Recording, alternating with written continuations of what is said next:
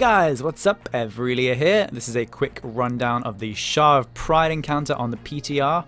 This is not a formal guide to the fight, it's just a quick run through of how it is now on PTR. It might change before it goes live, it might not, but you never know. The boss works like clockwork. Everything he does is predictable and happens at predictable moments. He has a mechanic called Pride, which is very similar to the corruption mechanic on Cho'Gall if you ever did that fight. Now you gain pride whenever you get hit by certain of his abilities, and how much pride you have will affect what abilities you have to deal with in the fight. The boss has an energy bar, and when this energy bar reaches 100, which takes 60 seconds exactly, he AoEs the entire raid, giving you 5 pride and doing damage. Now you also get extra effects based on how much pride you have at the time. If you have between 25 and 49, it makes a little swirly effect on the floor that you just have to move out of. It's only got a 3-yard range and you take lots of damage and gain pride if you stand in the swirly. If you have between 50 and 74 pride, you get an effect called projection. Now this creates a little swirly on the floor, similar to the first one, but it's got a slightly different shape which you can see on screen now.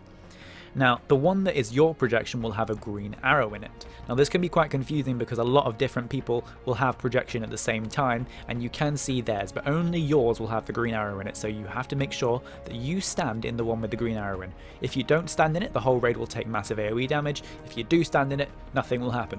So as you can see, if a lot of people get projection at once and no one is standing in it, then you're going to take a lot of raid damage and you're probably going to wipe. So stand in the green arrow, simple as that. If you have between 75 and 99 pride, you'll be affected by Aura of Pride for 25 seconds, which does massive damage to all allies within a few yards of yourself, so if you get this you need to stay well away from the rest of the raid until the aura disappears.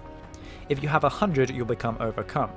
Now this gives you a 50% damage buff, but when the next Swelling Pride hits, you're permanently mind controlled, so it's like a soft enrage mechanic. Once you have this, you've only got a limited amount of time before you're going to be mind controlled and you're out the fight.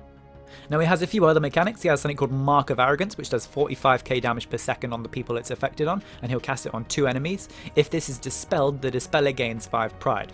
Now currently we found it easiest to simply just dispel it as soon as it spawned, but it's likely that on harder difficulties you'll probably have to do something like only dispel it when you have a separate debuff, which we'll explain later.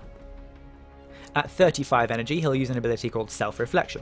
This creates pools on the ground, and adds will spawn from these pools after a few seconds. Now if you're stood in the pools when the adds spawn, you'll take damage, so you need to just wait till the pools appear and then move away from them. The adds themselves, they just need to be simply tanked in AoE, they don't do anything special.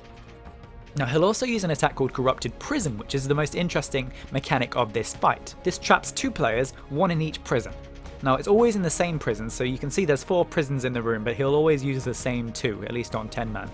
Now the players that are trapped in these prisons, they take damage per second and they gain 5 pride each second.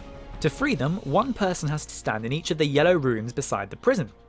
There will be 2 yellow rooms next to each prison. If someone stands in it, it turns blue. You need 1 person to stand in each to free the player. Now what you can actually do is set a Warlock Gateway up directly on top of the runes and just click it as Imprison is cast, and you'll get carried to the exact spot you need to be at and free the person really quickly. He'll also summon a Manifestation of Pride, and always at the back of the room.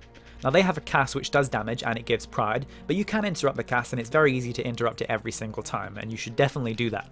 Now when the ad dies, it gives pride to the closest 2 players. Now again, it doesn't really matter who's closest to it, at least for normal difficulty, but it's possible when it goes live, or for heroic difficulty, you'll need to make sure the closest 2 people are the people that have the mechanic called Gift of the Titans, which we will explain now.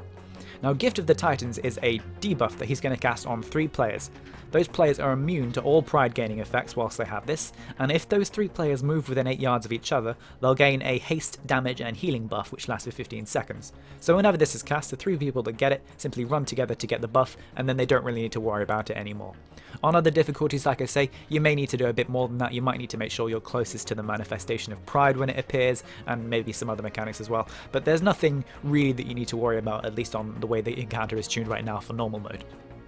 When the boss gets to 30% health, he'll do a mini berserk phase. Now when this happens, all your pride is reset to 0, his energy is reset to 0, but the raid is going to start taking 250k damage and gain 5 pride every 10 seconds. So it's like a berserk mechanic. You need to pop your bloodlust here and really burn him down once he's done this, because you're slowly going to get overwhelmed by the damage and the pride, because he'll still keep doing all his other abilities as well. Now the fight does have a fair few mechanics, but it's also very predictable, and it all happens like clockwork. First, he'll summon the small lads at 35 energy, which you'll AoE. Then he'll do the imprison mechanic, and you simply have to free the people that are imprisoned. Then he'll summon the large ad, which you need to interrupt and kill, and then he'll cast Swelling Pride, which you may need to cool down, and then react to the following abilities as necessary based on your pride. And then it just repeats over and over again. Small ads, imprison, big ad, pride. Hey guys, thank you so much for watching, and if you did like the video, please do hit the subscribe button below. It would really help me out, and I'll see you guys soon.